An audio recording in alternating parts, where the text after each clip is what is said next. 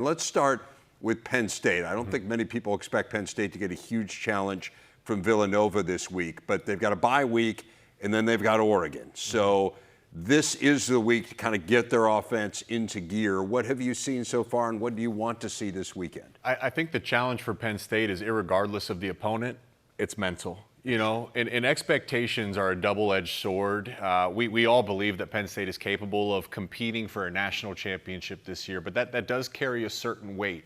And I say that to say this: for Penn State, for Drew Aller, for Singleton, you don't need to try to do something. Be who you are. You don't have to think about something. Go do it. The talent for Drew Aller is undeniable. He's a first-round talent at his best, a top 10 pick, certainly capable of it. Singleton, at his best, same exact thing. You could say one of the best running backs in college football.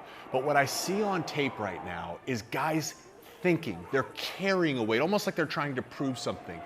When you talk about you ever hear the word flow state? You know, when everything's clicking, it's when Steph Curry's hitting shots in the zone. He's not thinking. That is just falling right off his hand. And right now, it feels like through 2 weeks that it's the mental expectations that are the own worst enemy of Penn State's best players. I think Matt Rule had a great speech at halftime of the Akron game last week. Take it personal.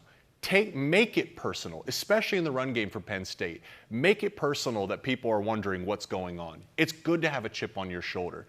Singleton, this is what the opportunity is this week, to go out there and play free, play like you're capable of playing, have fun, play with joy, play with the spirit that we've seen and come to know and love of you guys, because this is the last opportunity before bye week and before you're hosting Oregon. So it's interesting, you're talking a lot about mental stuff here. Is there anything you're seeing schematically? I mean, it's just weird to me, Jake, that this is a team, like last year they led the Big Ten in plays of 20 yards or longer.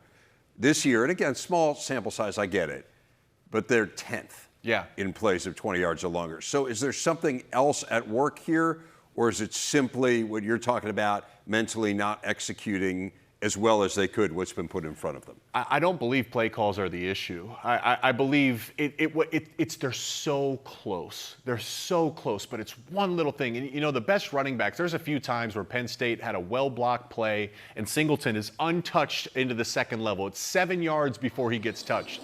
The best running backs take a play that's blocked for 7 yards and they turn it into a 15, 20, 30-yard gain. Right now, Singleton's only getting a 7-yard block play, 7 or 8 yards.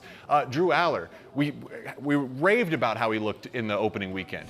Missing receivers, there's dropped passes. They're so close. I say this because on any given play, 10 guys will be right, 1 guy's wrong, and in football, that's all it takes to leave meat on the bone. And that's what this is, because they're fine. They're having success. They're putting up points. But when we talk about the standard of what this season will be, it takes all 11 guys straining and playing without regard for the next play. Strain and give it your all on that very given play, and let's just see what happens. Because I think good things will happen. You almost wonder if it's the lack of perceived challenges on the schedule that have them playing in this way.